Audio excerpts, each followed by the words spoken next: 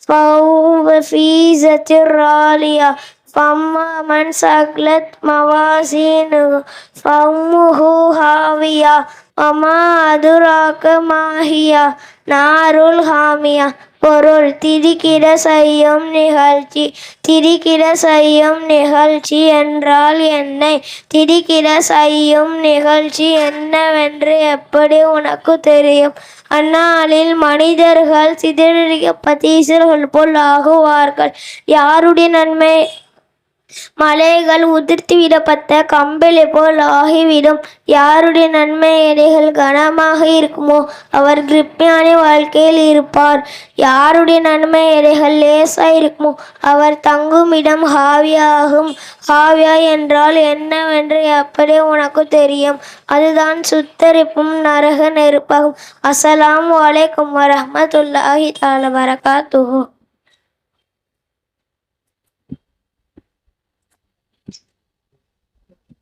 அன்பு சகோதரர்களே, அடுத்தபடியாக தமிழ்நாடு முஸ்லிம் முன்னேற்ற கழகத்துடைய மாநில பேச்சாளர் அன்பு சகோதரர் கோவை செய்யத் அவர்கள் வக்ஃபு திருத்த சட்டம் பற்றி உங்களுடைய சிறப்புரை நிகழ்த்துவார்கள். அளவற்ற அருளாளனும் நிகரற்ற அன்புடையோனுமாகிய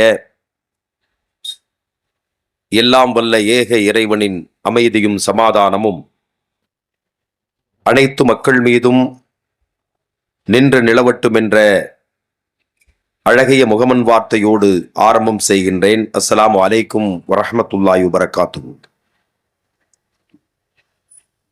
சிறப்பு வாய்ந்த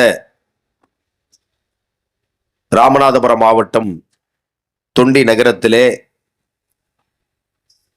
ஏற்பாடு செய்யப்பட்டு நடைபெற்றுக் கொண்டிருக்கின்ற வக்ஃபு திருத்த சட்டத்திற்கு எதிரான இந்த பொதுக்கூட்டத்தினுடைய தலைமை பொறுப்பேற்றிருக்கின்ற தமிழ்நாடு முஸ்லிம் முன்னேற்ற கழகத்தினுடைய மாநில செயலாளர் தொண்டி சாதிக் அவர்களே, இந்த கூட்டத்திலே முன்னிலை வகித்துக் கொண்டிருக்கின்ற மாவட்டத்தினுடைய தலைவர் பட்டாணி மீரான் அவர்களே, நகரத்தின் பல்வேறு தரப்பட்ட நிர்வாகிகளே, ஜமாத்து பெரியவர்களே, ஆலிம் பெருமக்களே, பல்வேறு மதங்களை பின்பற்றி வாழ்ந்து கொண்டிருக்கிற எங்கள் தொப்புள் கொடி உறவுகளே, இந்த கூட்டத்திலே கலந்து கொண்டிருக்கின்ற மனிதநேய மக்கள் கட்சியினுடைய நிர்வாகியுமான எங்கள் அன்பு சகோதரர் பெரியசாமி எம்சி அவர்களே, திரளாக கூடியிருக்கின்ற பெரியோர்களே, வழக்கறிஞர் ஜிப்ரி காசிம் அவர்களே,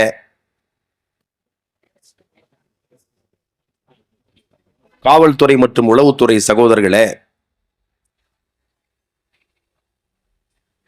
இன்றைக்கு நாடு முழுவதும் ஒரு மிகப்பெரிய பதட்டத்தை ஒன்றிய அரசு செய்திருக்கிறது.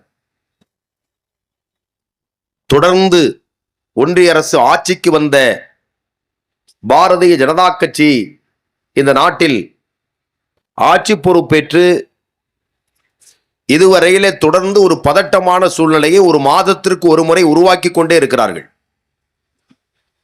யாருக்கு எதிராக? இந்த நாட்டினுடைய சிறுபான்மை மக்களுக்கு எதிராக, ஒடுக்கப்பட்ட பிற்படுத்தப்பட்ட மலைவாழ் மக்களுக்கு எதிராக தொடர்ந்து ஒரு பதட்டமான சூழ்நிலையை உருவாக்கி ஒரு அரசியல் ஸ்திரமற்ற நிலையை, ஒரு பாதுகாப்பற்ற சூழ்நிலையை, இந்த நாட்டு மக்களை அச்சத்துக்கு ஆட்படுத்தக்கூடிய நிகழ்வுகளை அவர்கள் செய்து கொண்டே இருக்கிறார்கள். இதனுடைய மர்மத்தை இந்த மக்களும் பல்வேறு வகையிலே அனுபவித்துக் கொண்டிருக்கின்றார்கள்.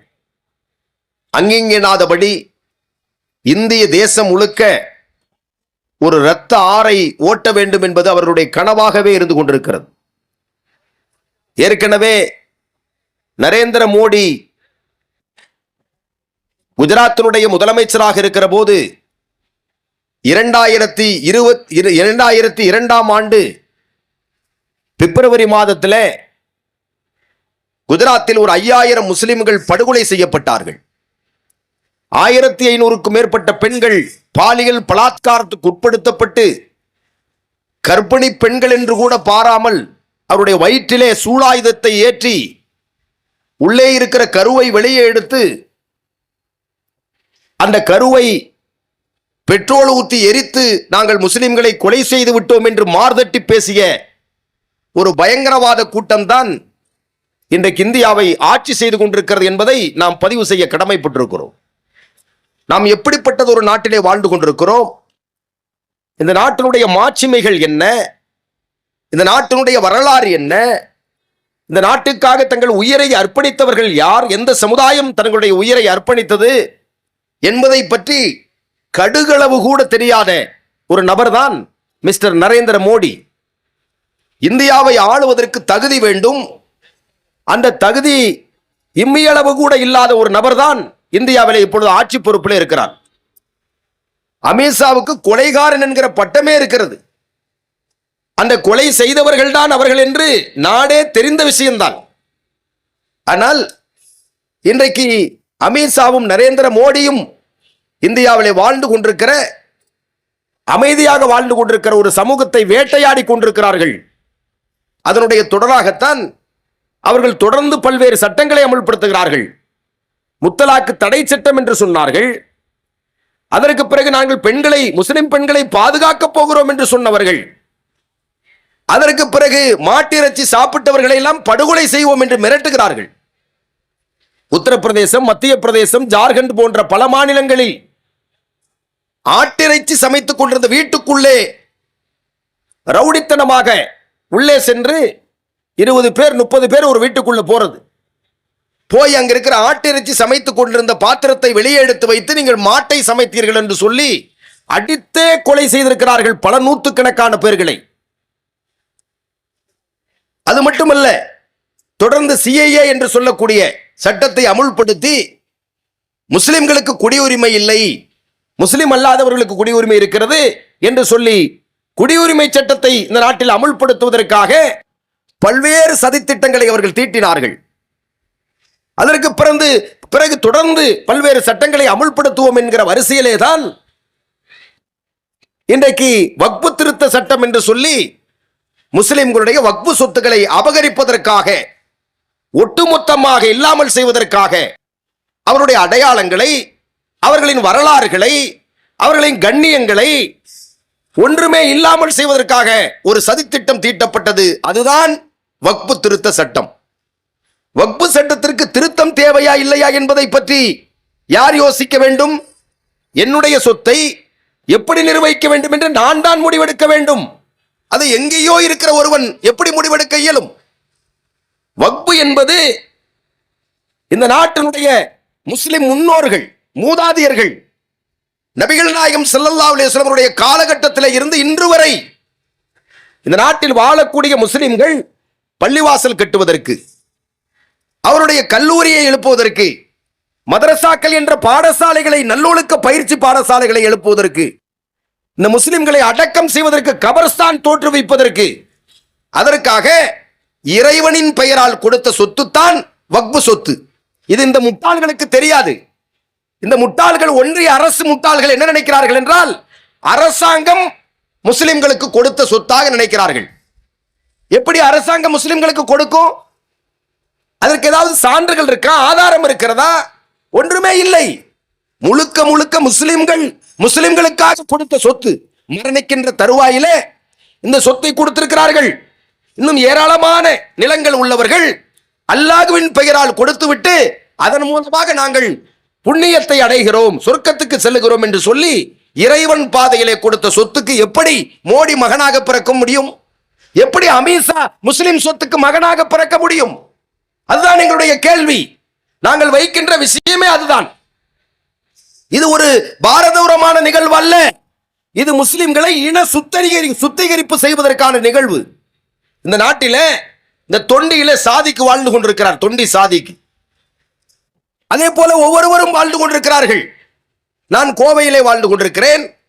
அதே மாதிரி ஒவ்வொருவரும் நீங்கள் இந்த நாட்டிலே வாழ்ந்து கொண்டிருக்கிறீர்கள் முஸ்லிம்களாக. நீங்கள் இனத்தால் தமிழர்களாக, தேசத்தால் இந்தியர்களாக, இந்த மார்க்கத்தால் நீங்கள் இஸ்லாமிய மார்க்கத்தை பின்பற்றுகிற காரணத்தினால் ஒரு முஸ்லீமாக நீங்கள் வாழ்ந்து கொண்டிருக்கிறீர்கள். இப்படி வாழ்ந்து கொண்டிருக்கிற நாம் கொஞ்ச நாளில் இறந்து போய் விடுவோம். நாம இறந்து போனா நம்முடைய வரலாறு எத்தனை நாளைக்கு இந்த நாட்டில் இருக்கும்? கொஞ்ச நாள் பேசுவார்கள். ஒரு 10 ஆண்டு காலம், 20 ஆண்டு காலம் நம்மை பற்றி பேசுவார்கள். அது முடிந்தால் நம்முடைய வரலாறு முடிந்துவிடும். முஸ்லிம்கள் எங்கே வாழ்ந்தாலும் சரி, அவர்களுடைய வரலாறு இருக்காது. ஆனால் எங்களுடைய வரலாறு எது தெரியுமா? நாங்கள் இந்தியாவில் வாழ்ந்தோம் என்பதற்கான எவிடன்ஸ் என்ன தெரியுமா?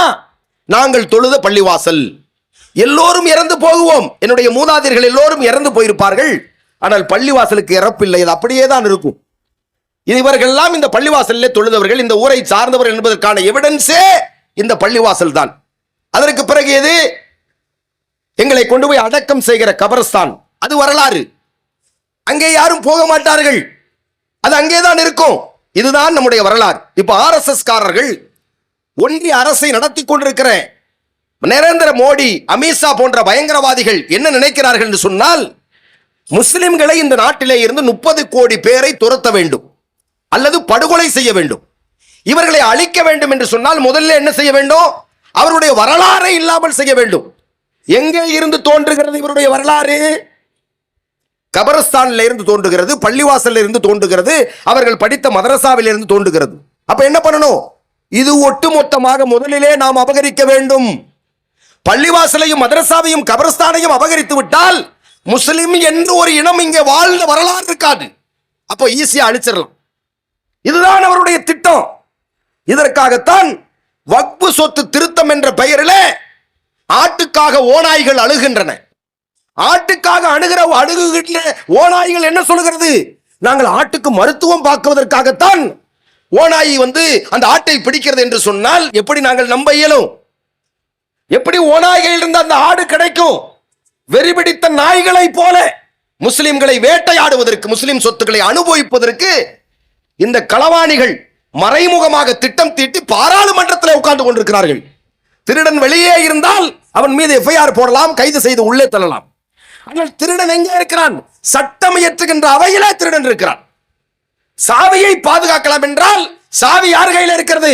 திருடன் கையிலே சாவி இருக்கிறது. எப்படி நீங்கள் சொத்தை பாதுகாக்க முடியும்? திருடன் கையில போன சாவி இந்த இந்தியா நரேந்திர மோடி கையிலும், அமித்ஷா கையிலும், RSS கையிலும், BJP கையிலும் போயிருக்கிறது என்பதை பட்டவர்த்தனமாக விளங்காத ஒரு சமுதாயம் இந்த நாட்டிலே முஸ்லிம்கள், இதோ எனக்கு முன்னாடி உட்கார்ந்து கொண்டிருக்கிறவர்களுக்கு தெரியும்.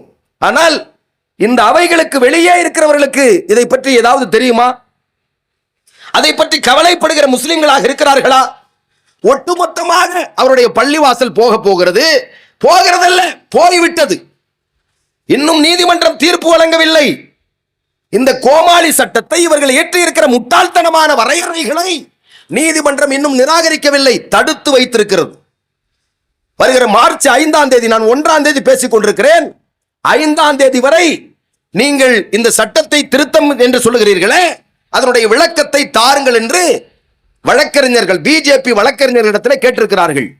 அவர்கள் தருகிறோம் என்று சொல்லி வருகிற 5ஆம் தேதி வரை அவகாசம் அளித்த நிலையிலே நான் தொண்டியிலே பேசிக் கொண்டிருக்கிறேன். 4 நாள் தான் இருக்கிறது. உங்கள் சொத்து உங்கள் சொத்தா அல்லது உங்கள் சொத்து இனி RSS சொத்தா? எவன் இதை அனுபவிக்க போகிறான்? நமக்கு பிறக்காத ஒருவன் நமக்கு பிறந்ததாக சொல்லி இதை அனுபவிக்க போகிற கொடுமையை இந்த நாட்டில் நான் அனுபவிக்க இருக்கிறோமே என்ற பதத்தட்டத்திலே, வருத்தத்திலே, கண்ணீரோடு உங்களோடு நான் பேசிக் கொண்டிருக்கிறேன். காரணம், இது மட்டும்தான் இப்போது இருக்கிற முஸ்லிம்களுக்கு இருக்கிற சுதந்திரம், ஆக உள்ள சுதந்திரம். அதுக்கு இன்னும் எத்தனை கேஸ் போடுவாங்கன்னு தெரியாது. அதுதான் நிலை. நான் ஓப்பனா பேசிக்கிட்டு இருக்கேன். இனி ஒரு மேடையில் பேசுவேன் என்ற எந்த எண்ணத்திலும் நான் பேசவில்லை. கடைசி மேடையாக பேசிக் கொண்டிருக்கிறேன். இதுதான் முஸ்லிம்களின் நிலை. நீங்கள் புரிந்து கொள்ளுங்கள். 5000 முஸ்லிம்கள் குஜராத்தில் கொல்லப்பட்டதற்கு ஒரு நாய் கூட இன்று வரை கைது செய்யப்படவில்லை, தண்டனை கொடுக்கப்படவில்லை. 5000 முஸ்லிம்கள். உங்கள் சகோதரிகள் கதற கதற துடிது உடிக்க 11 பேர், 15 பேர், 20 பேர் மாறி மாறி ரோட்டில் போட்டு கற்பழிச்சான். அந்த கற்பழித்த எந்த நாய்க்கும் இந்த அரசோ இந்த நீதிமன்றங்களோ இதுவரை ஒருத்தனுக்கு கூட தண்டனை கொடுக்கவில்லை. 5000 முஸ்லிம்கள். பகல்காமில் 26 பேர் சுட்டுக் கொல்லப்பட்டார்கள். அது தீவிரவாதம் என்றால், அது பயங்கரவாதம் என்றால் அவர்கள் அழிக்கப்பட வேண்டும், தண்டிக்கப்பட வேண்டும், அந்த நாட்டோடு இருக்கக்கூடிய உறவை நீங்கள் துண்டிக்கப்பட வேண்டும் என்பதில் எங்களுக்கு மாற்று கருத்தில்லை. ஆனால் 5000 பேரை நீங்கள் படுகொலை செய்தீர்களே குஜராத்தில், மும்பையில 2000 முஸ்லிம்கள் படுகொலை செய்தீர்கள் 1993. இதற்கெல்லாம் யார் தண்டிக்க இருக்கிறார்கள்? யாரையாவது நீங்கள் தண்டித்த வரலாறு உண்டா? 26 பேருடைய உயிரை நீங்கள் பேசுகிறீர்களே, அது உயிர்தான். அதிலே ஒருவர் முஸ்லிம், அதிலே ஒருவர் முஸ்லிம். அதான் நீங்கள் கவனிக்க வேண்டும். தீவிரவாதிகளை தடுத்து அவன் துப்பாக்கியை பிடுங்கி சண்டை போட்டவர் யார் தெரியுமா? ஒரு குதிரை ஓட்டி முஸ்லிம், சையது உஸ்மான் என்று சொல்லக்கூடிய ஒரு முஸ்லிம். இதுதான் நம்முடைய வரலாறு. 4 பேர் வர்றான், 4 பேரை எதிர்த்து நின்றது யார் தெரியுமா? ஒரே ஒரு முஸ்லிம். 4 தீவிரவாதிகளை எதிர்த்து நின்றவர் ஒரு முஸ்லிம். இதுதான் எங்களுடைய வரலாறு. பாகிஸ்தானை அல்ல, சைனாவை அல்ல, ரஷ்யாவை அல்ல, எந்த நாட்டையும் எதிர்த்து ஃபைட் பண்ணக்கூடிய, சண்டை போடக்கூடிய ராணுவ துணிவு இந்தியாவில் வாழ்ந்து கொண்டிருக்கிற 30 கோடி முஸ்லிம்களுக்கு உண்டு. இந்த தேசம் எங்களுடையது. இந்தியா என்பற தேசம் எங்களுடையது. 1,00,000 பேர் இந்திய விடுதலைக்காக உயிர் தந்திருந்தால் அதில் 69,000 பேர் முஸ்லிம்கள். போ, கேட் ஆஃப் இந்தியாவுக்கு மோடியே போ, அமித்ஷாவே போ, அங்க நின்று 68,000 பேரை நீ படிக்கிறதுக்குள்ள உனக்கு மௌத்து வந்துடும். அங்க எழுதி போடல, கல்வெட்டுகளால் பதியப்பட்டிருக்கிறது. யாராலையும் அழிக்க முடியாது. நீ என்ன பண்ற? அந்த கல்வெட்டை எல்லாம் அடிச்சு உடைச்சு தரமட்டமாக்கணும்னு நீ இந்தியாவில் நினைக்கிற. அதனுடைய தொடக்கம் தான் இது போன்ற சட்டங்கள், வேற எதுவுமே கிடையாது. முஸ்லிம் பெண்களுக்காக, முஸ்லிம் ஆண்களுக்காக, முஸ்லிம் சொத்தை பாதுகாக்கிறதுக்காக என்று சொல்கிறார்களே, முஸ்லிம் சொத்துக்களை மோடி எப்படி பாதுகாக்க இயலும்? அமித்ஷா எப்படி பாதுகாக்க இயலும்? இன்னைக்கு இந்தியாவில் எங்களுக்கு இருக்கிற ஆக எதிரியே நீங்க தான்டா. நீ மொத்தம் எதிரியே. இந்த நாடே முஸ்லிம்கள் அத்துணை பேரும் யாருக்கு எதிராக துவா செய்கிறோம்? மோடிக்கு எதிராக, அமித்ஷாவுக்கு எதிராக, RSS பயங்கரவாதிகளுக்கு எதிராக, முஸ்லிம்கள் பெண்களை வாழ விடாமல் சிதைக்கின்ற இந்த அயோக்கியர்களுக்காக எதிராகத்தானே நம்ம துவா செய்துகிட்டு இருக்கோம். நீங்க என்ன பண்றீங்க? போற இடமெல்லாம் முஸ்லிம்களை படுகொலை செய்கிறீர்கள், எங்க சொத்தை பதிக்கிறீர்கள். இந்த ரமலான் மாசத்துல எத்தனை பள்ளிவாசல்கள் மீது, டூம்களின் மீது ஏறி காவி கொடியை நடுறான். ரமலான்ல நோன்பு துறக்கிற நேரத்துல போறான். 200 பேரை திரட்டிக்கிட்டு ஒரு பள்ளிவாசலுக்கு போறேன், போய் அந்த டூம் மேல ஏறுற, அடிச்சு உடைக்கிறான். பார்த்தமா இல்லையா? இதெல்லாம் வலைதளம், விசுவல் கம்யூனிகேஷன் நிறைந்திருக்கிற ஒரு காலத்திலே நான் பேசிக் கொண்டிருக்கிறேன். அங்க நடக்கிறது அப்படியே லைவா பார்த்தமா இல்லையா? இதை மோடி பார்க்க மாட்டானா? இதை அமித்ஷா பார்க்க மாட்டாங்களா? சிந்திச்சு பாருங்க. நீங்க எல்லாமே திட்டமிட்டு நடைபெறுகிறது. ஒரு மத பதட்டத்தை உருவாக்கி முஸ்லிம்களை இல்லாமல் செய்கிற சூழ்ச்சியை நாம் விளங்கணுமா வேண்டாமா? நீங்கள் விளங்கிக் கொள்வதற்காகத்தான் நான் பேசிக் கொண்டிருக்கிறேன். இந்த அரசு திருந்த வேண்டும் என்பதற்காக. இது திருந்தாது. ஒன்றிய அரசு திருந்தாது. எந்த விஷயத்திலும் அவர்கள் திருந்த மாட்டார்கள். இப்படி படிப்படியாக நம்மளை சித்திரவதை செய்கிறார்கள்.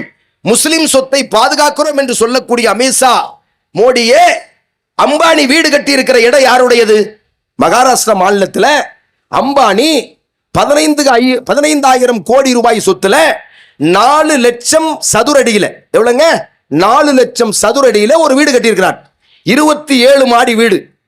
அங்க ஹெலிகாப்டர் இறங்கக்கூடிய இடம் இருக்கு, தளம் இருக்கிறது. ஸ்விம்மிங் பூல் ஏராளமான 27 மாடியிலையும் ஸ்விம்மிங் பூல் இருக்கிறது.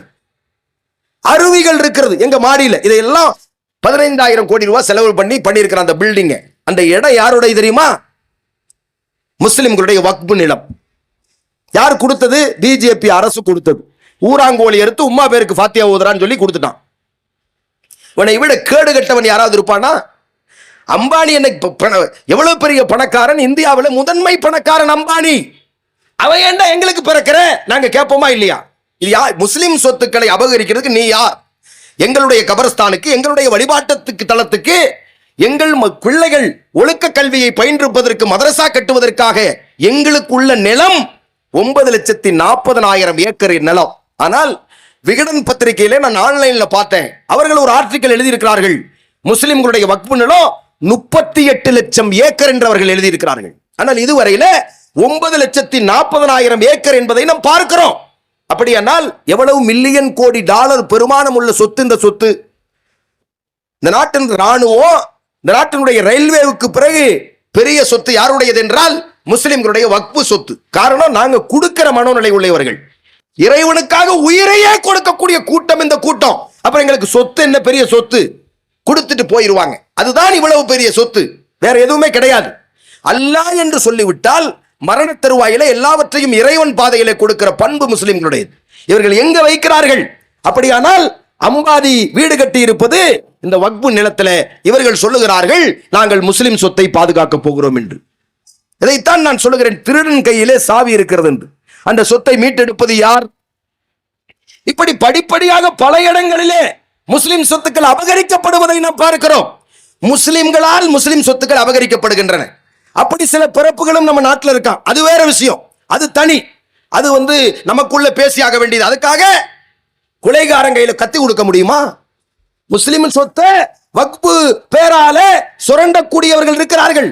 வக்பு போர்டுல பணியாற்றக்கூடியவர்கள், அதுல இன்ஸ்பெக்டரா இருக்கக்கூடியவன், அதை சொத்தை கைகாரியம் பண்ணக்கூடியவன், அதை குத்தகைக்கும் விற்பனைக்கும் கொடுத்து இன்னைக்கு அது மோசடி பண்றாங்கிறது ஒரு பெரிய கதை. அதை முறையாக நிர்வகிக்க வேண்டும்.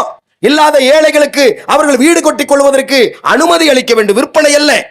வக்பு சொத்தை யாராலும் விற்க முடியாது. குத்தகைக்கு கொடுக்கலாம், வாடகைக்கு கொடுக்கலாம். இந்த ரெண்டையும் தவிர வக்பு சொத்து விற்பனை செய்தால் செல்லாது. அப்படின்னா அம்பானிக்கு யார் இடத்தை விற்பனை செய்தது? அதான் எங்களுடைய கேள்வி. இந்த சொத்தை நிர்வகிக்கக்கூடிய யோக்கியதை இந்த ஒன்றிய அரசுக்கு உண்டா?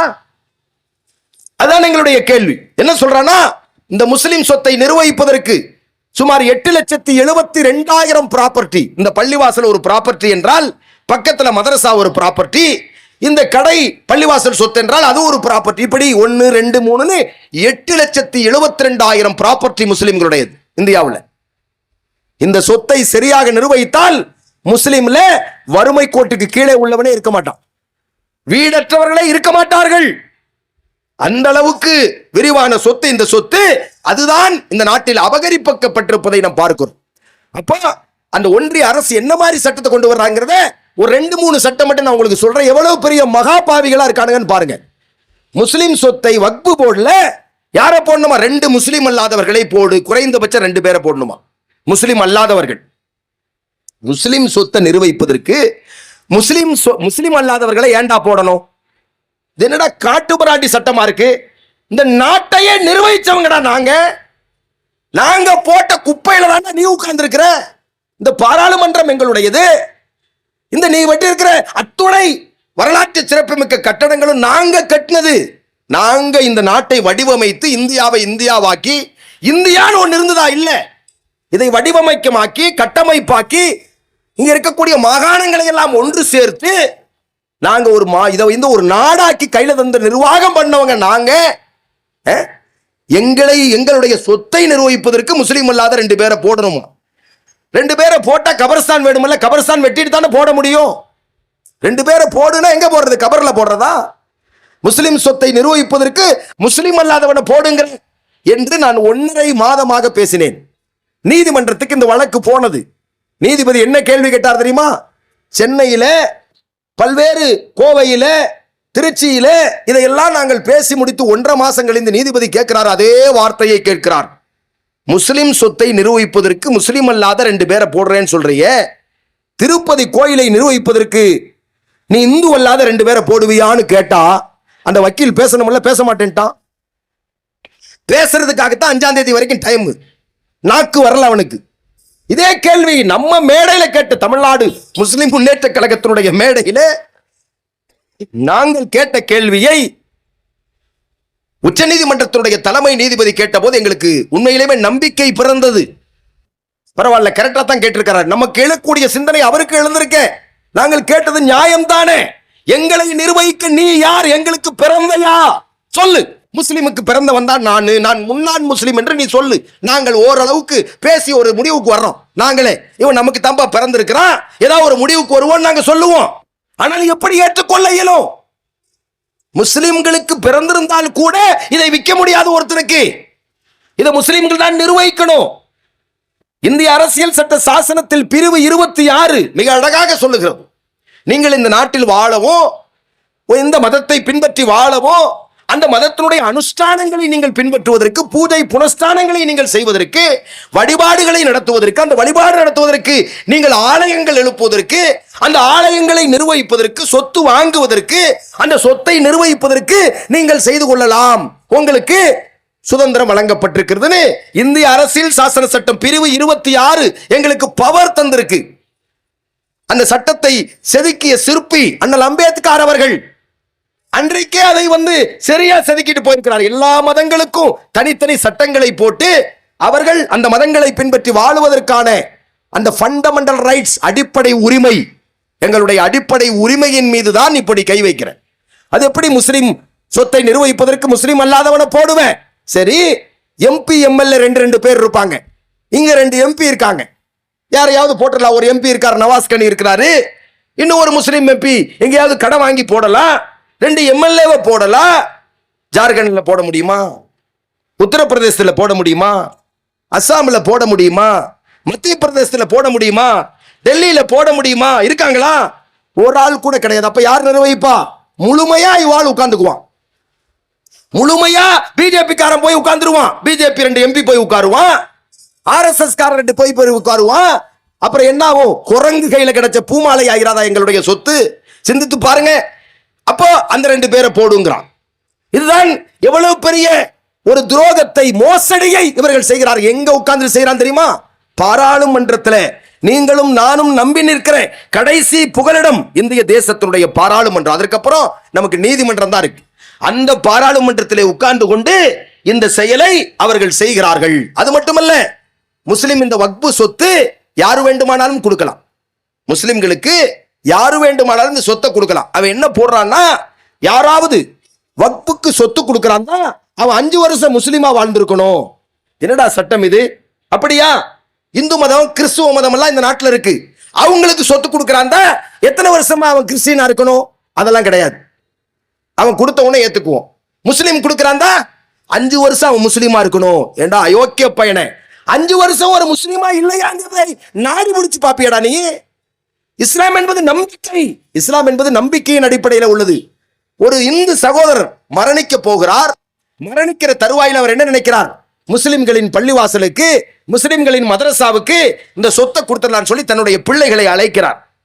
தன்னுடைய வாரிசுகளை அழைத்து, இந்த சொத்தை நான் அல்லாவின் சொத்தாக கொடுத்து விட்டேன்னு சொல்லி மௌத்தா போயிடுறார். அவங்க வாரிசுக்கு வர்றாங்க நம்ம பள்ளிவாசலுக்கு இந்த மாதிரி எங்க அப்பா இறந்து போகிற போது உங்க பள்ளிவாசலுக்கு ஒரு 10 ஏக்கர் நிலம் கொடுத்திருக்கிறாரு, நீங்க எடுத்துக்கங்கன்னு சொல்றாரு. நம்ம என்ன பண்ணலாம்? எடுத்துக்கலாமல்ல. ஆனா இவன் என்ன சொல்றான்? ஒன்றிய அரசு 5 வருஷம் அவர் முஸ்லீம், அவர் மௌத்தா போயிட்டாரு. மௌத்தானவர் எப்ப 5 வருஷம் நீ தட்டி எழுப்பி அவர் முஸ்லீமா வாழ வைக்க முடியுமா? எங்க அவரே கொடுத்து இறந்து போயிட்டாரு. இவன் சொல்றான் அவன் 5 வருஷம் வாழ வை. நீ வாழ வைப்ப? 5 நிமிஷம் வாழ வைக்க முடியுமா? 5 வருஷம் வாழ வைங்கிறான். எப்படி சட்டம் பாருங்க, எப்படி இருட்டு சட்டங்களை அவன் கொண்டு வர்றான் பாருங்க.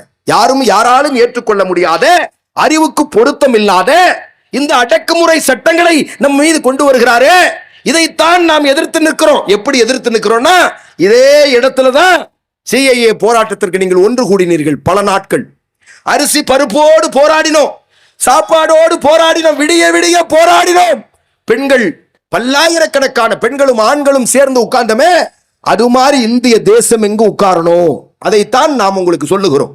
அப்படி ஒரு அறவழி போராட்டத்தை இந்த நாட்டில் நீங்கள் முன்னெடுக்கவில்லை என்று சொன்னால், இந்த பயங்கரவாதிகள் உங்களை அடையாளம் தெரியாமல் செய்து விடுவார்கள் என்கிறதுதான் எங்களுடைய பதிலாக இருந்து கொண்டிருக்கிறது. அதற்குத்தான் இந்த கூட்டம். இது உங்களை போராட்டத்துக்கு அழைக்கிற கூட்டம்.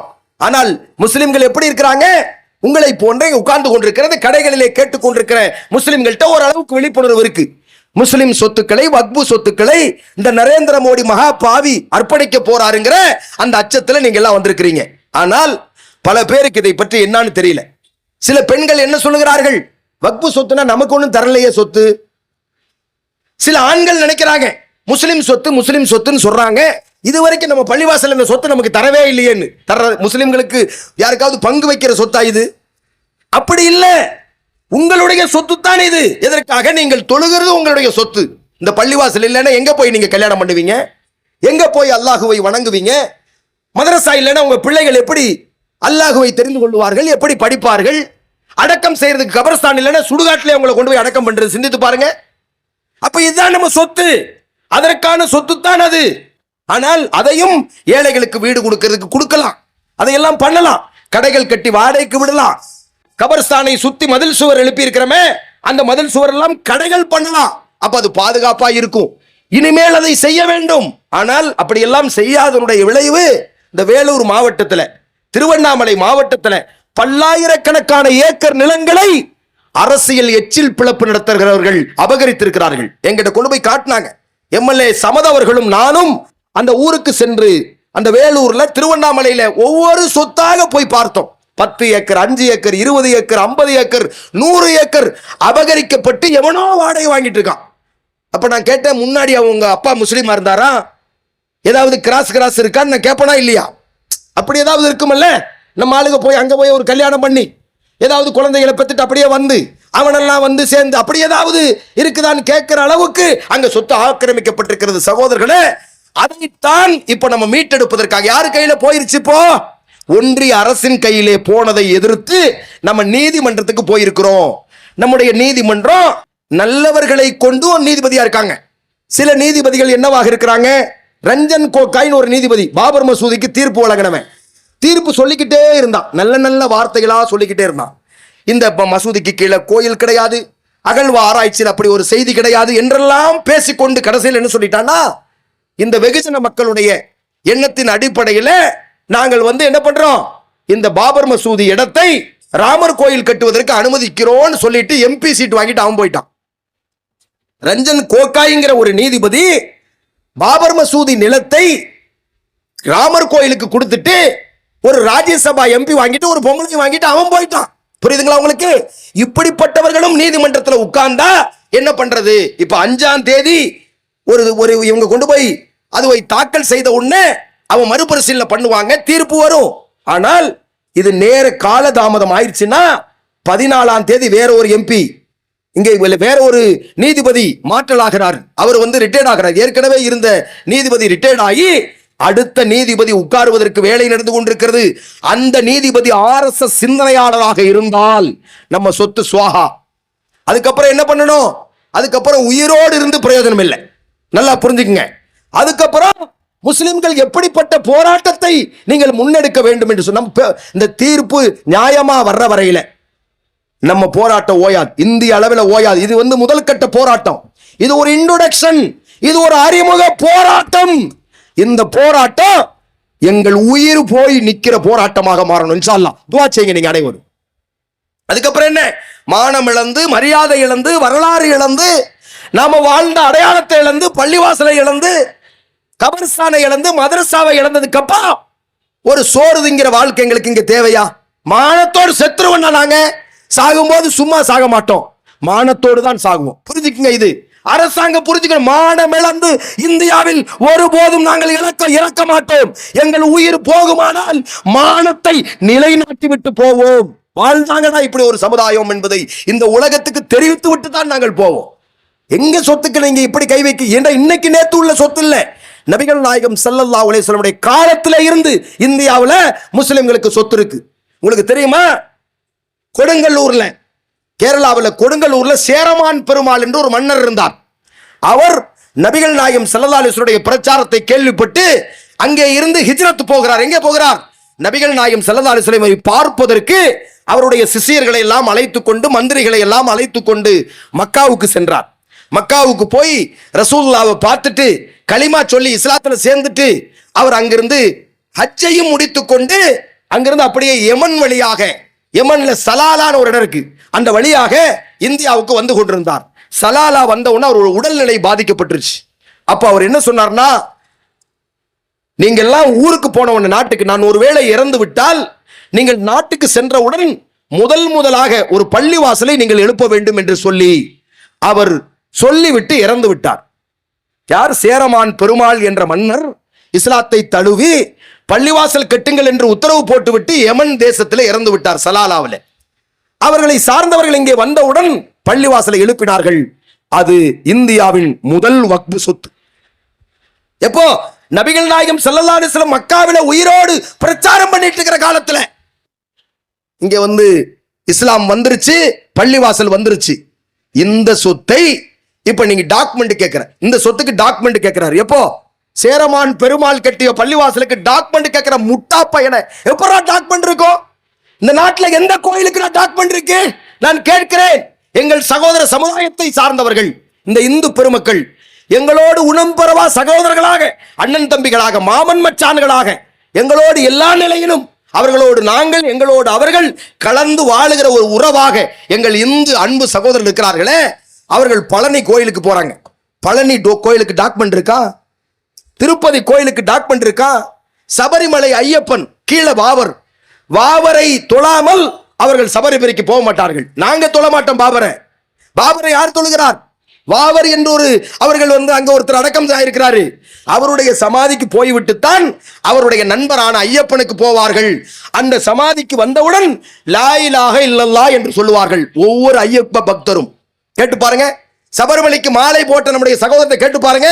பாபர் யார் என்று கேட்டால் அவர்கள் வரலாறு சொல்வார்கள். முஸ்லிம்களுக்கு தெரியாது. இந்த கேரளாவில் இருக்கிறது. அப்ப அன்புக்குரிய சகோதரர்களே, இந்த கோயிலுக்கெல்லாம் எப்படி நீங்கள் டாக்குமெண்ட் தர முடியும்? நரேந்திர மோடியோட அப்பனோட அப்பன் அமித்ஷாவுடைய தந்தையின் தந்தையின் தந்தையெல்லாம் பிறக்கிறதுக்கு முன்னாடி எங்கள்கிட்ட இந்த சொத்து இருக்கு, நீ டாக்குமெண்ட் கேட்டுட்டு யூசர் சொத்தை நாங்கள் ஏத்துக்க மாட்டோம், உபயோகிக்கிற சொத்துக்களை எல்லாம் நாங்கள் ஏத்துக்க மாட்டோம்.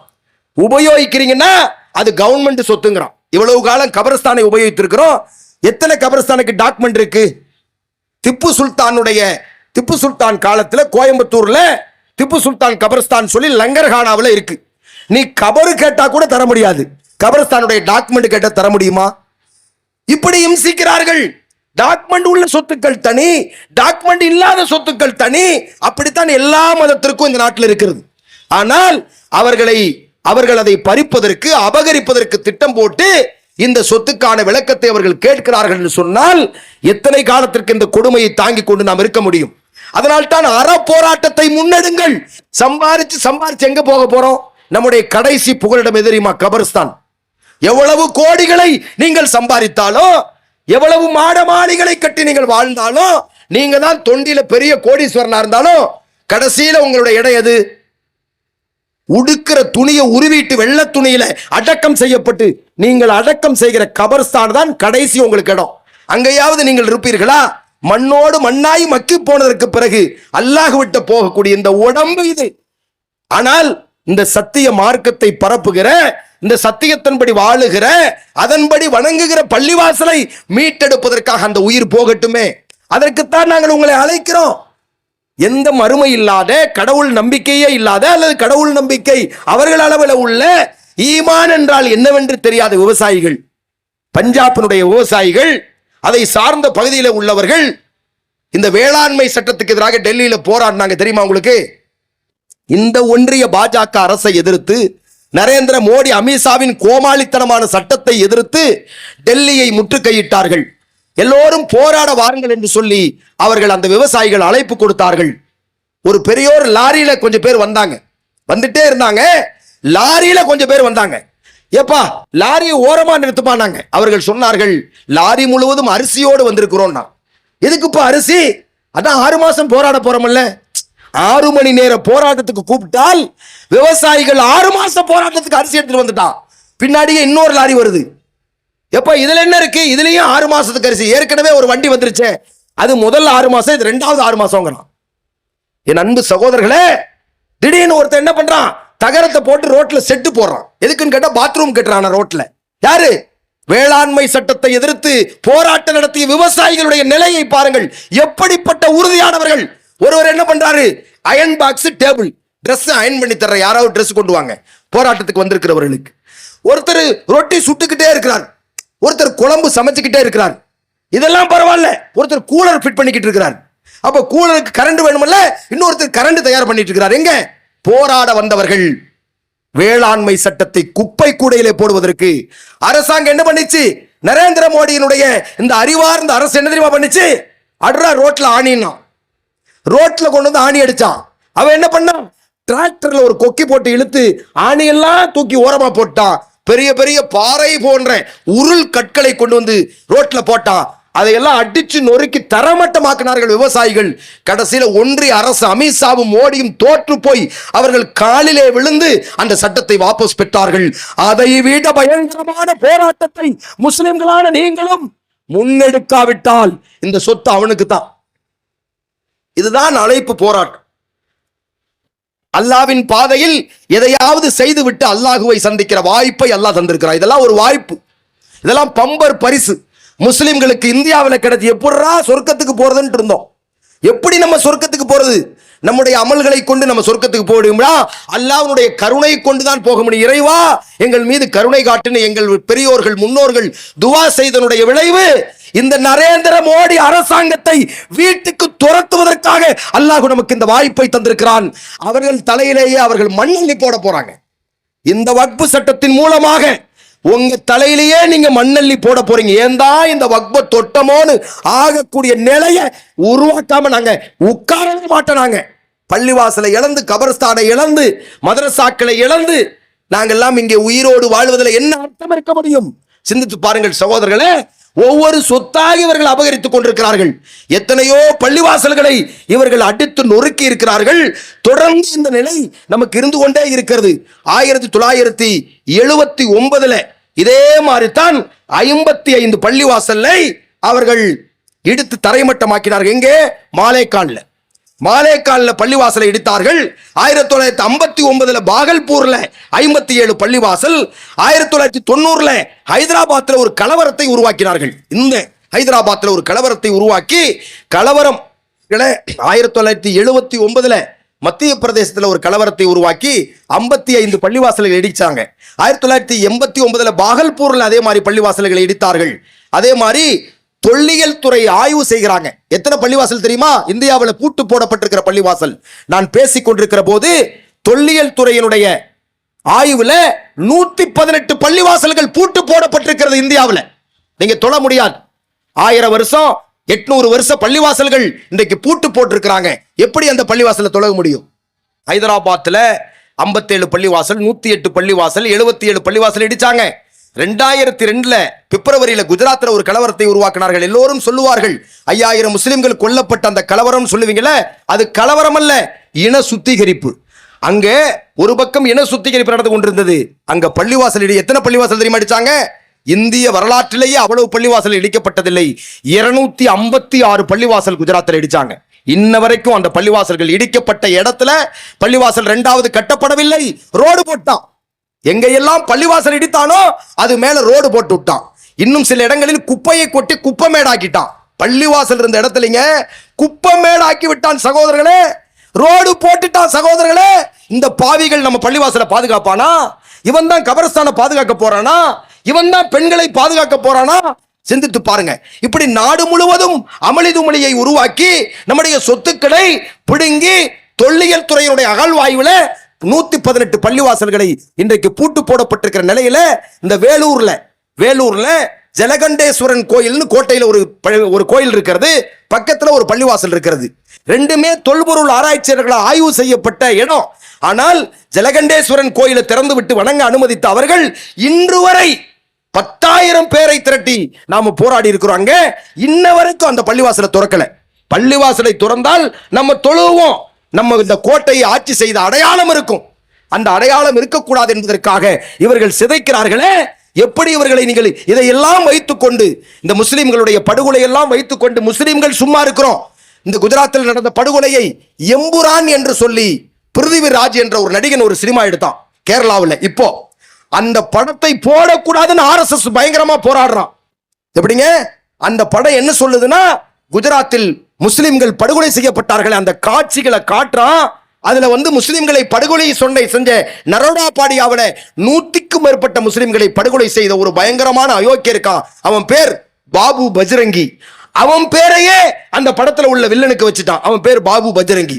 அந்த பேரை மாத்துன்னு சொல்லி இவனுக்கு பயங்கரமா அவனை மிரட்டி, அந்த படத்தினுடைய கதாநாயகன் மோகன்லால் அவனையும் மிரட்டி 2 பேரும் கையெழுத்து போட்டு கொடுத்துட்டாங்க. நாங்க அந்த கதையை மாத்துறோம்னு சொல்லி 21 வெட்டுக்களை வெட்டி சென்சார் பண்ணி அந்த படம் இப்போ ஓடிக்கிட்டு இருக்கு சகோதரர்களே. அவன் வீட்டுக்கு ஈடி ரைடு போயிட்டான். இந்த ஈடின்னு ஒரு ரைடு வருது இல்ல, அது யார் தெரியுமா? RSS கள்ள குழந்தைகள். இந்த ஈடி யாரெல்லாம் RSS எதிர்க்கிறார்களோ, யாரெல்லாம் பாஜகவை எதிர்க்கிறார்களோ, யாரெல்லாம் பாஜகவை கூட்டணியில சேர்த்த மாட்டோம்னு சொல்றாங்களோ அவன் வீட்டுக்கெல்லாம் ஈடி ரைடு. அப்ப இந்த ஈடி யாரு? நமக்காக உள்ளவனா RSSக்காக உள்ளவனா? இந்த நாடு என்ன பண்ணிட்டாங்க? இது சட்டத்தின் ஆட்சி நடக்கக்கூடிய நாடு அல்ல. இது RSS ஆட்சி நடக்கக்கூடிய நாடு, அப்படித்தான் செய்வோம் அவன் சொல்றான். முஸ்லிம்களை வாழ விட மாட்டோம், ஒருத்தனையும் நிம்மதியா நாங்க விட மாட்டோம்னு சொல்றான் இந்த ஒன்றிய அரசு. கபட நாடகம் ஆடுகிறார்கள். இதை நாடே வேடிக்கை பார்த்து கொண்டிருக்கிறது. அமெரிக்கா வரையில் இந்த செய்தி போயிருச்சு. கனடாவினுடைய அதிபர் நம்மளை நினைச்சு கண்ணீர் வடிக்கிறார். இதற்கு முன்னாடி இந்த ரூடோ நினைக்கிறேன், அவர் நம்மை நினைத்து இந்த மாதிரி இந்தியாவில் இவ்வளவு பெரிய பாதிப்புக்கு நீங்கள் ஆளாகிறீர்கள். சீக்கியர்களுடைய பாதி இடம் கனடா. சீக்கியர்கள் மிகப்பெரிய ஆட்சி அதிகாரத்தில் இருக்கிறாங்க. இவர்கள் நடத்துகின்ற இந்த வேஷத்தை கலைக்கின்ற முகமாக நாம் போராட்டத்துக்கு, நான் சொன்னேன், விவசாயிகளுடைய போராட்டம், நாட்டில் போராடுவது எப்படி என்று முதலாக கற்றுக் கொடுத்தது யார் தெரியுமா? நம்ம தான். நாம் தான் போராட்டத்தை கற்றுக் கொடுத்தோம் இந்த நாட்டுக்கு, இந்தியாவுக்கு. நாம் போராடவில்லை என்று சொன்னால், நாம் இந்த இந்து சகோதரர்களும் கிறிஸ்துவ சகோதரர்களையும் அண்ணன் தம்பியாக அழைத்துக் கொண்டு இந்த பிரிட்டிஷ் ஏகாதிபத்தியத்தை எதிர்க்கவில்லை என்று சொன்னால் 1947 இந்த நாட்டை விட்டு அவன் ஓடி இருக்க மாட்டான். இந்தியாவுக்கு விடுதலை கிடைச்சிருக்காது. உங்களால் கிடைக்கப்பட்ட விடுதலை போராட்டம்னா, நம்ம எதிர்த்து போராடினவன் கையில என்ன தெரியுமா இருந்தது? வீரங்கியும் துப்பாக்கியும். நம்ம கையில என்ன தெரியுமா இருந்தது? ஈமான் என்கிற ஆயுதம் இருந்தது சகோதரர்களே. அது இன்றைக்கும் உங்கள்கிட்ட இருக்குன்னு நான் நம்புறேன். உங்களுடைய முன்னோர்கள்ட்ட இருந்தது. நான் அந்தமான் ஜெயிலில் போய் பார்த்தேன். நம்முடைய முன்னோர்கள் வயிறு வரைக்கும் தாடி விட்டு கொண்டு இந்த பிரிட்டிஷ் ஏகாதிபத்தியத்துக்கு எதிராக ஒவ்வொருவரையாக அறுத்து தொங்க போட்டாங்க. விளைவு அவர்களுக்கு தூக்கு தண்டனை கொடுக்கப்பட்டது அந்தமான் ஜெயில்ல. அந்தே ஈமான், அவர்கள் எந்த ஈமானத்தை இந்த மலப்புறம் காக்காமார்கள் எந்த ஈமானை வைத்திருந்தார்களோ அதே ஈமான், அதே நம்பிக்கை அல்லாஹ்விடத்தில் உங்களுக்கு இருக்கிறது என்று நான் பலமாக நம்புகிற காரணத்தினால் இங்கே நின்று பேசிக் கொண்டிருக்கிறேன். ஈமான் தான் நம்முடைய ஆயுதம். அவர்கள் எவ்வளவு பெரிய ஆயுதத்தை எடுத்து வரட்டும், உங்களுடைய ஈமானி ஆயுதத்திற்கு முன்னாடி எத்தனை கோடி பேரை அவர்கள் சுட முடியும் சகோதரர்களே? எத்தனை பேரை அவர்கள் இந்த நாட்டில் படுகொலை செய்து அடுக்க முடியும்? கடைசி லா இலாஹ இல்லல்லாஹ் என்று சொல்லக்கூடிய ஒரு முஸ்லிம் உயிரோடு இந்த மண்ணிலே விட்டு வைத்தாலும் அவன் இதற்கான பரிகாரத்தை தேடுவான் என்பதை நான் பதிவு செய்ய கடமைப்பட்டிருக்கிறேன். முஸ்லிம்கள் விழிப்புணர்வு இல்லாமல் இருக்கிறார்கள். முஸ்லிம்களை என்ன நினைக்கிறான் இந்த RSS காரன்? இது ஒரு சாப்பாட்டு கூட்டம் நினைக்கிறான். இது சோத்துக்கு கூடி களையக்கூடிய காக்கா கூட்டம் நம்மளை நினைக்கிறான். இந்தியாவின் வரலாறை திருப்பி எழுதியவர்கள் நாம். இந்திய விடுதலை இந்தியாவை சமைத்தவர்கள் நாம்.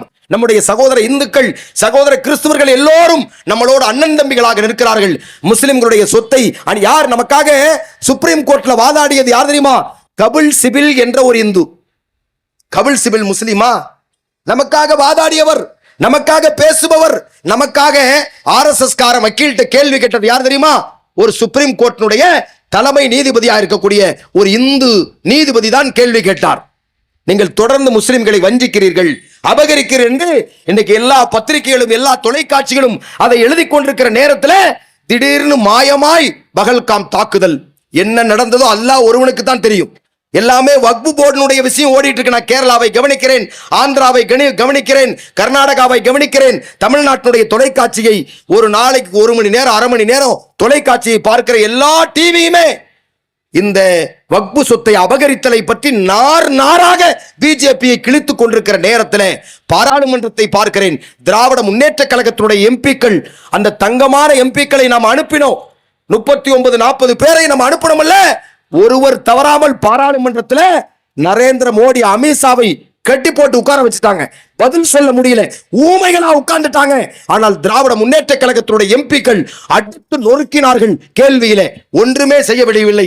தமிழ்நாட்டினுடைய எம்பிக்களை சமாளிக்க முடியாததை நாம் தொலைக்காட்சியிலும் வலைதளங்களிலும் பார்த்துட்டு இருந்தோமா இல்லையா? ராசா கேள்வி கேட்கிறார், அதே மாதிரி மாறன் கேள்வி கேட்கிறார், கனிமொழி அவர்கள் கேள்வி கேட்கிறார்கள், உவைசி கேள்வி கேட்கிறார். எதற்குமே அவர்கள்ட்ட பதில் கிடையாது.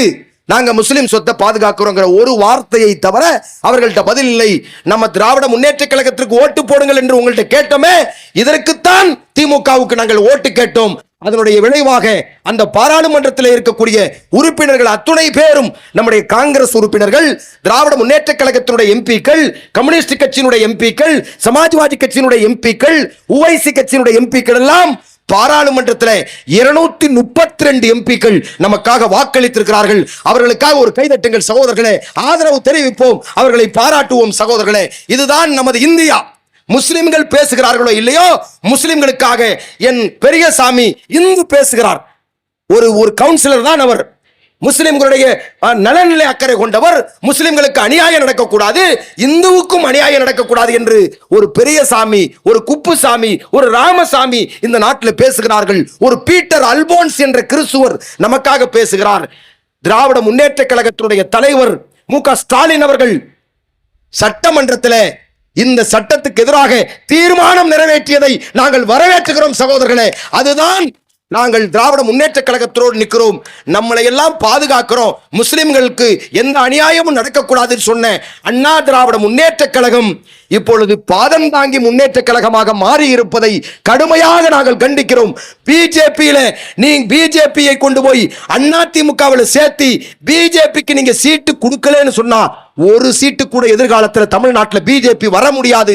அப்படிப்பட்ட வர முடியாத பிஜேபியை கொண்டு வந்து அலங்கரித்து பூ வைத்து தலை சீவி ரிப்பன் கட்டி விட்டு தமிழ்நாட்டில் இதோ பிஜேபி என்று சொல்லுகிற பழனிசாமியினுடைய கட்சியை ஒருபோதும் எங்கள் மக்கள் ஏமாந்து விட மாட்டார்கள், ஏற்றுக்கொள்ளவும் மாட்டார்கள். எனவே எதிர வருகிற தேர்தல் உங்களுக்கு பாடமாக அமையும். முஸ்லிம் சமுதாயம் வீரத்தால் சோரம் போன சமுதாயம் அல்ல. இன்ஷா அல்லாஹ் நாங்கள் மீண்டு எழுவோம். ஊராளும் மன்றம் முதல் நாடாளும் மன்றம் வரை இந்த சமுதாயம் ஒரு தீர்க்கமான ஒரு முடிவெடுத்து புறப்படுகிற நாள் அருகாமையிலே இருக்கிறது. நாம் கொஞ்ச நாள் அமைதியாக இருந்தோம், எதிலும் சம்பந்தம் இல்லாமல் இருந்தோம். அல்லாஹ் தாலா இந்த மோடி அமித்ஷாவின் மூலமாக இந்த சமுதாயத்திற்கு வீரத்தை ஊட்டி இருக்கிறான். அந்த வீரத்தோடு புறப்படுவோம். இனி ஒரு வரலாறை சமைப்போம், புதிய சுதந்திரத்தை நாங்கள் உருவாக்குவோம். அஸ்ஸலாமு அலைக்கும் வரஹ்மத்துல்லாஹி வபரகாத்துஹு. அனைவருக்கும் ஜஸாக்கல்லாஹ் ஹைர். அன்பான சகோதரர்களே, இந்த போர்டுக்கு பார்த்தீங்கன்னா பின்னால வக்ஃபு திருத்த சட்டம் பற்றியும் மற்றும் ஊராளும் மன்றம் முதல் நாடாளும் மன்றம் வரை நம்மளுடைய பிரதிநிதித்துவத்தையும் அதிகப்படுத்தணுங்கிற கோரிக்கையை இன்னைக்கு பார்த்தீங்கன்னா சட்டமன்றத்தில் இப்போ அண்ணன் சொன்னாங்க, சட்டமன்றத்தில் 2 பேர் இருந்ததுனால எவ்வளவு நன்மைகள் நடந்துகிட்டு இருக்குங்கிற உதாரணம் நீங்கள் எல்லாம் அறிஞ்சிருப்பீங்க. இப்போ பார்த்தீங்கன்னு சொன்னால் தொண்டியில் இம்மாரம் அப்துல் ரஹீம் அவங்களுடைய பெயரை தொண்டி நூலகத்துக்கு வைக்கணும்னு சொல்லி ஒரு சட்டமன்ற உறுப்பினர் தமுமுகவுடைய மனிதநேய மக்கள் கட்சியுடைய பொதுச் செயலாளர் வந்து வச்சிருக்கிறார். அதுக்காக தான் சொல்கிறோம், இந்த ஊராளுமன்றத்திலேருந்து நாடாளுமன்றம் வரை நம்மளுடைய பிரதிநிதித்துவம் இருந்துச்சுன்னு சொன்னால் இந்த மாதிரி சட்டங்களுக்கு எதிராக எப்படி திமுகவுடைய உறுப்பினர்கள் வந்து கோரிக்கை வச்சு மிகப்பெரிய அழுத்தத்தை கொடுத்தாங்களோ அதே மாதிரி நம்ம தோழர்களும் போர்வது அங்கே பாராளுமன்றத்திலையும் சட்டமன்றத்திலையும் உள்ளாட்சி மன்றத்திலையும் போகிறதுக்கு உண்டான ஏற்பாடுகள் எல்லாம் உங்கள் கையில் தான் இருக்குது. அதனுடைய வெளிப்பாடாக வருகின்ற 31ஆம் தேதி மே 31ஆம் தேதி மதுரையில் மிகப்பெரிய அளவில் தென்மண்டல மாநாடு நடக்குது. அனைத்து சகோதரர்களும் இந்த கூட்டத்தில் வந்து வக்ஃபு திருத்த சட்டம் பற்றியும் இந்த ஊராளுமன்றம் முதல் நாடாளுமன்றம் வரை நம்மளது பிரதிநிதித்துவத்தை அதிகப்படுத்துவதற்காக ஒரு மிகப்பெரிய ஒரு மாநாடு நடக்குது. அதில் எல்லாரும் பங்கெடுத்துங்க. அதாவது தொடர்ந்து வந்து தொண்டி அரசு மருத்துவமனை வந்து தரம் உயர்வதற்காக இந்த தமிழ்நாடு முஸ்லீம் முன்னேற்ற கழகம் மிகப்பெரிய அழுத்தத்தை ஏற்படுத்தி தொண்டி மேம்படுத்தப்பட்ட சுகாதார நிலையம் வருவதற்கும் தமுக தான் காரணம் அமைஞ்சிச்சு. அனைத்து ஜமாத்தாரர்களுடைய ஒத்துழைப்போட இப்போ இந்த அரசு மருத்துவமனையாக தரம் உயர்த்தணும் அப்படின்னு இந்த கூட்டத்தின் வாயிலாக கேட்டுக்கிறோம். தொண்டியில் வந்து போக்குவரத்து பணிமனைக்காக சட்டமன்ற உறுப்பினர் வந்து ஒரு கோரிக்கையை சட்டமன்றத்திலையும் வச்சிருக்கிறாரு.